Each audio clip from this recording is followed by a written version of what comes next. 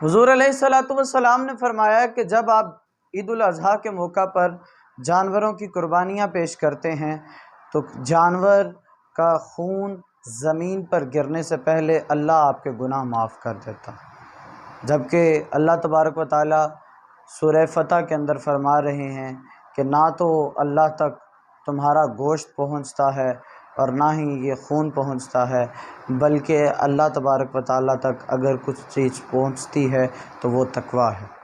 बिस्मिल्लाहिर्रहमानिर्रहीम। अस्सलामु अलैकुम वरहमतुल्लाहि वबरकातुहू। मैं हूँ मलिक फैज़ान अहमद सरवर और आप देख रहे हैं अपना यूट्यूब चैनल मलिक फैज़ान अहमद। नाज़रीन, ये कुर्बानी क्या है?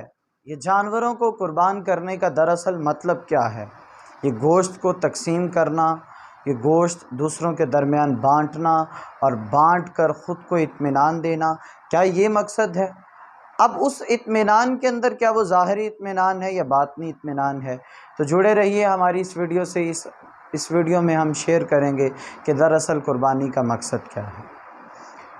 सामीन, हाल ही का एक शेर है कि दर्द दिल के वास्ते पैदा किया इंसान को, वरना ताअत के लिए कुछ कम न थे कर्रो भी।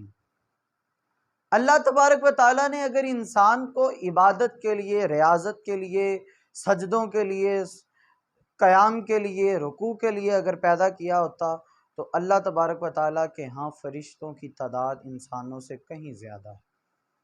हाल ही इस फ़लसफ़े को यूँ पेश करते हैं कि दर्द दिल के वास्ते पैदा किया इंसान को दिल का दर्द लेने और देने के लिए पैदा किया गया है।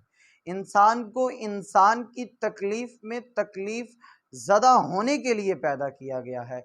इंसान को इंसान की खुशी में खुश होने के लिए पैदा किया गया है।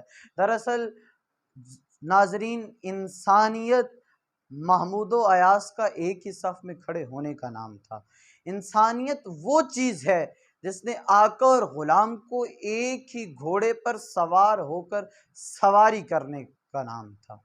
तो इसीलिए कुर्बानी भी इसी सिलसिले की एक कड़ी है।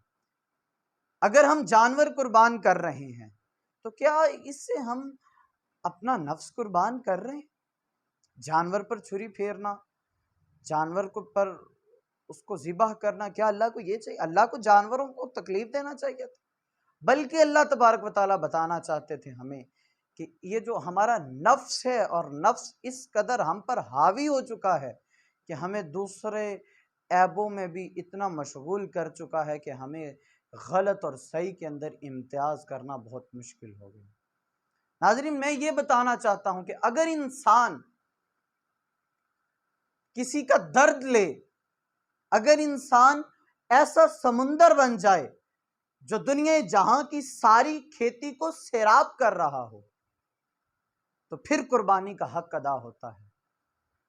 शरीयत मुतहरा ने मुक़य्यद कर दिया इंसान को, कुर्बानी की जाए, जानवर की जो गोश्त है उसके 3 हिस्से हों, एक हिस्सा गरीबों में बांट दिया जाए, एक हिस्सा ज़रूरतमंद रिश्तेदारों में बांट दिया जाए और एक हिस्सा आप अपने लिए रख लें। अगर सामीन, मैं कहता हूँ रिश्तेदारों का हिस्सा उनका था, आपने दे दिया, अल्लाह ने आप पर वो हराम करार दे दिया, वो आप खा ही नहीं सकते। गरीबों का हिस्सा आप नहीं खा सकते, आपने गरीबों को दे दिया। कुर्बानी जो असल लफ्ज़ है और जो इसका वजह तस्मी है वो तब ही आती कि अपने हिस्से में से उठाकर किसी ज़रूरतमंद को दिया जाए, जबकि शरीयत इजाज़त दे रही है कि आप खा सकते हैं। मगर अगर दर्द दिल है, अगर ख़त्म हो गया है गोश्त, तो कोई ज़रूरतमंद साइल दस्तक दे रहा है तो उसको आप अपने हिस्से में से उठा कर दें। दरअसल बाबे बुल्ले शाह ने फ़लसफ़ा बड़ा खूबसूरत पेश किया था। बाबे बुल्ले ने कहा, नफ्स ते छुरी फेर देनी दुम्बे कीती जान दे हो।